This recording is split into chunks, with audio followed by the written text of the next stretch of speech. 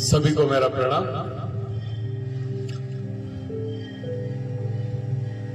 कि कुछ चीजें जीवन में केवल समीप जाकर या निकट जाकर स्वतः ही प्राप्त हो जाती है। जैसे हम अग्नि के पास जाते हैं तो गर्माहट हमें मांगना नहीं पड़ता है अग्नि से कि हमें गर्माहट दो।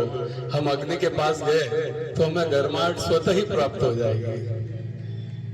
बर्फ के पास जाएंगे तो शीतलता स्वतः ही प्राप्त हो जाएगी। फूल के पास जाएंगे तो सुगंध स्वतः ही प्राप्त हो जाएगी। उसी तरह हमें भगवान से भी कुछ मांगना नहीं चाहिए, केवल उनसे निकटता बढ़ाएं। केवल उनसे निकटता बढ़ाएं, सब कुछ स्वतः ही प्राप्त हो जाएगा। ठीक है। भाव में ही भगवान है। क्या खूब कमाल की बात कही ईश्वर ने, या कमाल का ताना मारा ईश्वर ने कि हमेशा मुझसे मांगने ही आते हो, कभी मिलने भी आया करो। तो ईश्वर के पास केवल मांगने न जाएं, उनसे प्रेम से मिलने जाएं। ईश्वर केवल प्रेम का भूखा है, आपके भाव का भूखा है। उससे मिलने जाएं, मांगने की जरूरत नहीं है, आपको स्वतः मिलेगा। एक बहुत अच्छी कहानी जिससे आपको आज ये बात क्लियर भी हो जाएगी। एक बहुत बड़ा व्यापारी रहता है, उसके बहुत सारे बिजनेस होते हैं, बहुत पैसा कमाता है, बहुत पैसा कमाता है। भक्ति में बहुत उसका भाव रहता है। वो बहुत सारे मंदिरों का भी निर्माण करता है, कई मंदिर बनाता है, लेकिन उसके पास समय नहीं होता है। वो किसी भी मंदिर जा नहीं पाता है। मंदिर तो खूब बनाता है, वहाँ पुजारी वगैरह रख देता है, स्टाफ रख देता है, वहाँ रोज पूजा भी होती है। लेकिन ये जो हमारा धनी व्यक्ति व्यापारी, ये कोई भी मंदिर जा नहीं पाता। मंदिर तो खूब निर्माण करवाए। ठीक है साहब, ऐसा चलता रहता है। एक बार उसको अपने व्यापार में बहुत बड़ा घाटा हो जाता है। 100 करोड़ के आसपास उसको पैसे की जरूरत होती है और बहुत परेशान हो जाता है। कहीं से भी वो व्यवस्था उसकी जम नहीं पा रही होती है। तो रात को ऐसे मनन करते करते उसके ध्यान में विचार आता है उसके मन में कि मैंने इतने सारे मंदिर बनवाए, क्यों ना मैं भगवान से जाके कुछ मांगू। ठीक है साहब। अब व्यापारी आदमी, उसने कहा एक काम करता हूँ, मैं सुबह उठ के जल्दी जल्दी ब्रह्म मुहूर्त में चला जाऊं। वो कहते हैं ना, सुबह सुबह क्या बोलनी क्या रहती है, वो सुबह सुबह अपन किसी के यहाँ चले जाते हैं तो क्या बोलते हैं व्यापारी लोग, जो पहला कस्टमर आता है क्या बोलते हैं उसको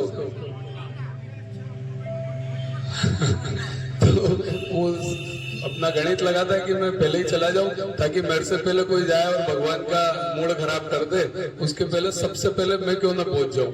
तो ठीक है साहब, सुबह सुबह ब्रह्म मुहूर्त में तैयार होके वो चला जाता है। मंदिर जाके देखता है तो एक भिखारी उसके पहले ही आगे खड़ा है। ठीक है। मंदिर के पट बंद है। अब व्यापारी मन ही मन सोच रहा है, ये भिखारी पता नहीं क्या मांगेगा भगवान से और भगवान का मूड खराब कर देगा, मेरा आज सारा काम बिगाड़ देगा ये। ठीक है साहब, भिखारी मुड़ के देखता है तो भिखारी मन ही मन सोचता है कि इतने बड़े सेठ ये क्या मांगना है, और अपने व्यापारी सोचते हैं ये भिखारी क्या मांगना है आखिर इस मंदिर में। दोनों ऐसे सोचते रहते हैं। इतने में मंदिर के पट खुलते हैं। भिखारी जो होता है वो शुरू हो जाता है कि भगवान किसी तरह आज मुझे 100 रुपए की व्यवस्था कर दे, मेरी बीवी बीमार है, उसको उसके लिए दवाइयां लाना है, आज शाम तक तो किसी तरह मुझे बस 100 रुपए इकट्ठे करवा दे। ऐसे बार बार वो प्रार्थना करता है। पीछे सेठ सुनता रहता है, व्यापारी जो है सुनता रहता है। उसका भेजा खराब होता है, बोलता है अरे यार 100 रुपए तू ये ले और जा यहाँ से। वो भिखारी बड़ा प्रसन्न होता है, सेठ जी के पांव पड़ लेता होता है, भगवान को भी धन्यवाद देता है कि हाथों हाथ निपटारा कर दिया आपने मेरा। तो ठीक है, वो प्रसन्न होकर चला जाता है। अब बारी आती है सेठ जी की। सेठ जी बोलते हैं देखो मैंने भिखारी को तो 100 रुपए देके रवाना कर दिया, आपका उससे मतलब वो छुड़ा दिया मैंने, जो आपसे चिपक रहा था और बार बार प्रार्थना कर रहा था, तो उसको तो मैंने 100 रुपए देके भगा दिया। अब मेरी प्रार्थना सुनो भगवान, मुझे 100 रुपए नहीं, मुझे 100 करोड़ रुपए चाहिए, उसकी व्यवस्था कहीं से भी करा दो। भगवान से रहा नहीं जाता है। भगवान आखिर प्रकट हो ही जाते हैं। प्रकट होके पहले तो वही ताना देते हैं जो भी मैंने बताया कि तुम जब भी आते हो मुझसे मांगने आते हो, कभी मिलने भी आया करो। और बोलते हैं कि तेने 100 रुपए देके उस भिखारी को तो चलता कर दिया, अब मुझे तुझसे भी बड़ा भिखारी ढूंढना पड़ेगा जो तुझे 100 करोड़ रुपए दे दे। तो ये सुन के सेठ जी की आंखों में आंसू आ जाते हैं। तो बोला कि तूने इतने मंदिर बनवाए और तू आज तक कभी मुझसे मिलने आया नहीं, आया ना, है ना? तू केवल मुझसे मिलने आ जाता ना तो आज तेरे साथ ये विपत्तियां, ये परिस्थितियां खराब नहीं होती। आज तुझे मांगने आना पड़ा, इसकी जरूरत नहीं पड़ती है। तो इस कहानी से हमें यही शिक्षा मिलती है कि धैर्य रखें, सब्र रखें। ईश्वर से कुछ मांगने की जरूरत नहीं है। ज्यादा मांगने से प्रेम कम हो जाता है, मालूम है ना आपको? कि अपन जहाँ ज्यादा डिमांड करते हैं, जहाँ ज्यादा मांगते हैं, वहां पर प्रेम खत्म हो जाता है। तो धैर्य रखें, सब्र रखें और भगवान की भक्ति करें और बोले कि सब मैं कर लूंगा, बस आपकी कृपा बनाए रखें। बस इस बात को हमेशा दिमाग में रखें, इस बात को हमेशा ध्यान में रखें। यही हमें इस कहानी से शिक्षा मिलती है। एक बहुत सुंदर भजन करेंगे और उसके बाद हम अगले प्रयोग में प्रवेश करेंगे। देखिए, भजन और भक्ति हम यहाँ पर रोज इसलिए भी कर रहे हैं क्योंकि इसी बहाने हम कुछ देर प्रभु का सुमिरन कर पाते हैं, नाम ले पाते हैं। क्योंकि यहाँ से जाने के बाद तो सब वही रामायण चालू हो जाती है ना, महाभारत भी हो जाती है कईयों के साथ तो होती है ना। तो ठीक है, यहाँ अपन करीब 5 मिनट तो दे सकते हैं, है ना?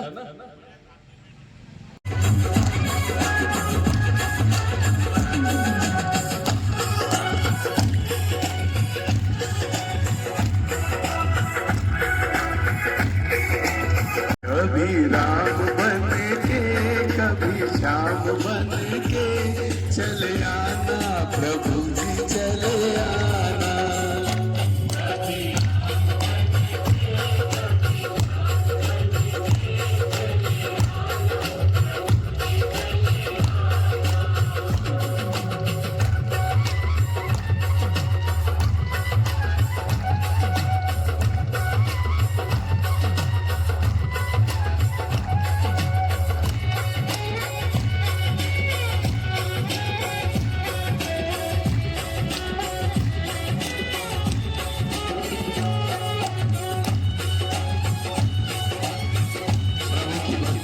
शक्ति है। तुम राम रूप में आना,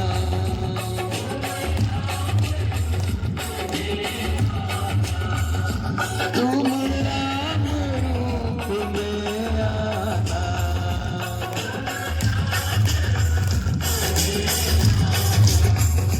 सीता साथ लेके धनुष हाथ लेके चले आना प्रभु जी, चले आना।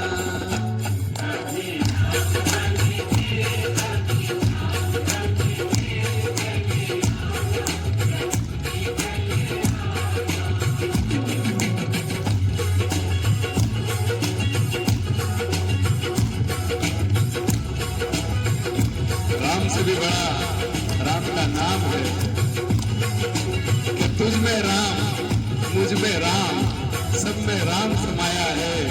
कर लो प्यार जगत में सबसे, कोई नहीं पराया है।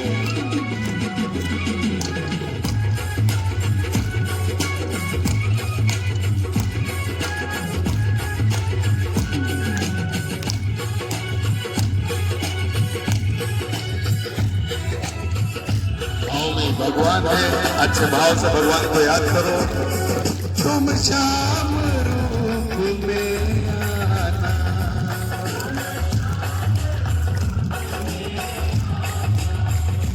तुम श्याम रूप में आना।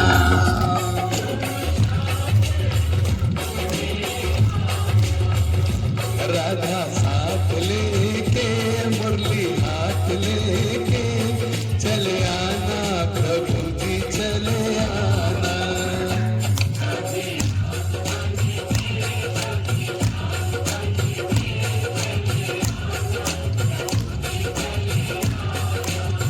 प्रभु को याद करने में भी अपना 100% लगा तो प्रभु मिलेंगे आपको, ऐसे कैसे मिलेंगे?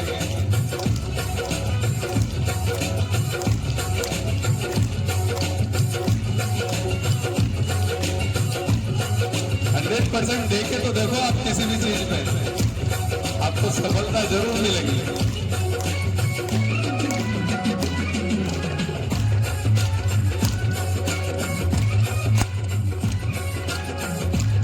क्योंकि प्रैक्टिकल कर रहा हूं ना मैं, तो मुझे तो 45 दिन में मिल गए।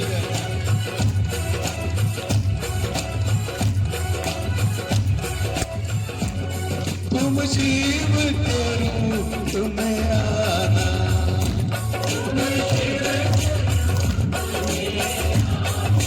तुम शिव के रूप में आना,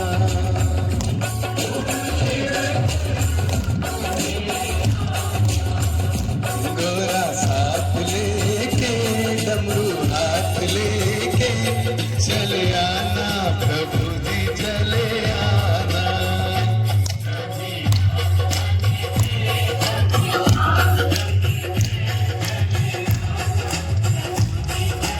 तो किसी ने भगवान से पूछा कि कैसे होती है तेरी पूजा। भगवान ने कहा कि तू भी मुस्कुरा और दूसरों को भी मुस्कुराने दे, बस हो गई मेरी पूजा।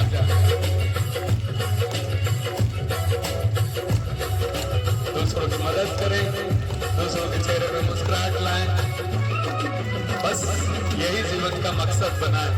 देखिए आपके जीवन में वो सारे परिवर्तन, वो सारे बदलाव होने लगेंगे जो आप सोचते हैं।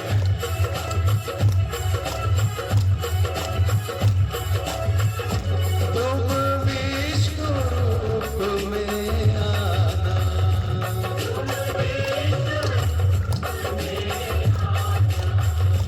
तुम विष्णु रूप में आना,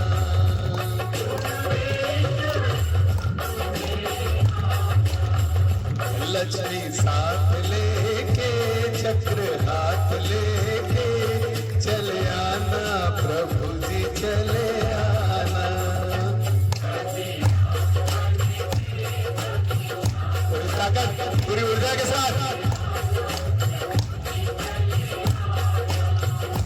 कभी राम बन के कभी श्याम बन के चले आना प्रभु जी चले आना।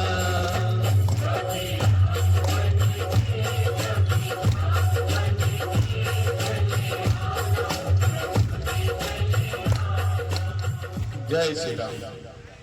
जय